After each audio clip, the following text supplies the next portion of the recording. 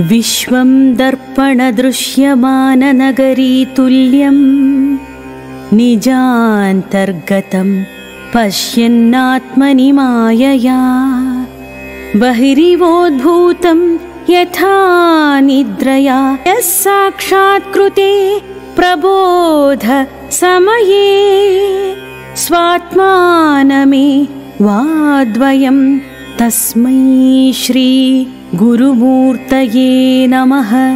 इदं श्री दक्षिणामूर्तये।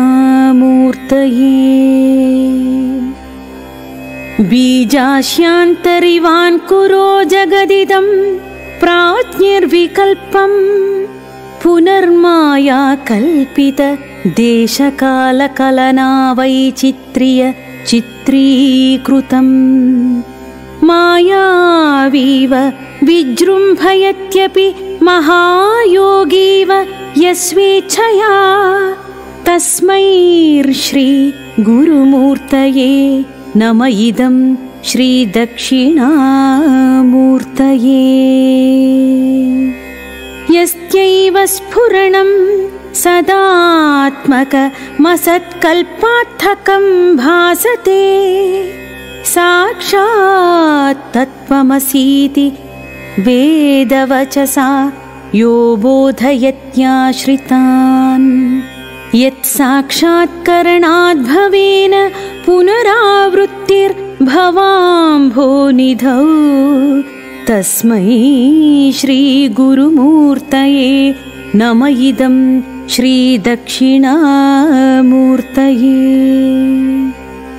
नानाच्छिद्र घटोदरस्थित महादीप प्रभाभास्वरं ज्ञानं यस्य तु चक्षुरादिकरणद्वारा बहिः सन्दते जानामीति तमेव भान्त मनुभात्येत समस्तं जगा तस्मै श्री गुरुमूर्तये नम। इदं श्री दक्षिणामूर्तये।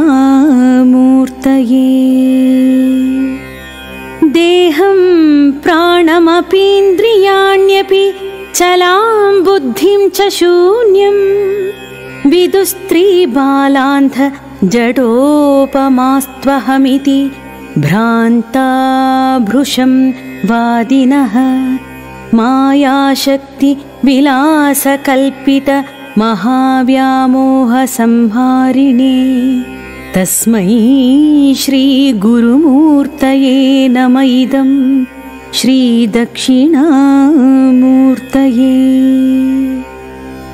राहुग्रस्तदिवाकरेन्दुसदृशो माया समाच्छादनात् सन्मात्रकरणोपसंहरणतो यो भूत्सुषुप्तपुमान् जाग्रत्स्पानमिति प्रबोधसमये यः प्रत्यभिज्ञायते तस्मै श्री गुरुमूर्तये नम। इदं श्री दक्षिणामूर्तये। बाल्यादिष्वपि जाग्रदादिषु तथा सर्वास्वस्थास्वपि व्यावृत्वा स्वनुवर्तमानमिहमित्यन्त स्फुरन्तं सदा स्वात्मानं प्रकटीकरोति भजतां यो मुद्रया भद्रया तस्मै श्री गुरुमूर्तये नम। इदं श्री दक्षिणामूर्तये। विश्वं पश्यति कार्यकारणतया स्वस्वामि सम्बन्धता शिष्याचार्यतया तथैव पितृपुत्राद्यात्मना भेदता स्वप्ने जाग्रति वा य एष पुरुषो माया परिभ्रामिता तस्मै श्री गुरुमूर्तये नम। इदं श्री दक्षिणामूर्तये।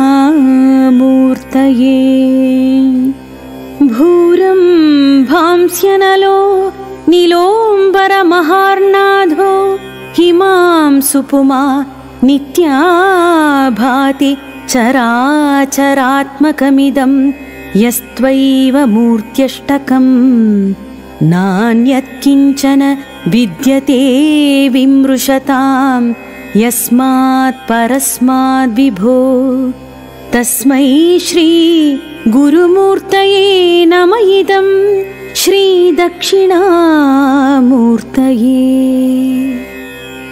सर्वात्मत्वमिति स्फुटीकृतमिदं यस्मादमुष्मिं स्तवे तेनास्य श्रवणात् तथार्थ मननाद्यानाश्च संकीर्तनात् सर्वात्मत्व महाविभूतिसहितं स्यादीश्वरत्वं स्वता सिद्ध्ये तत्पुनरष्टधा परिणतं चैश्वर्यमव्याहतम् इति श्रीमत् शङ्कराचार्यविरचितं श्रीदक्षिणामूर्तिस्तोत्रं सम्पूर्णम्।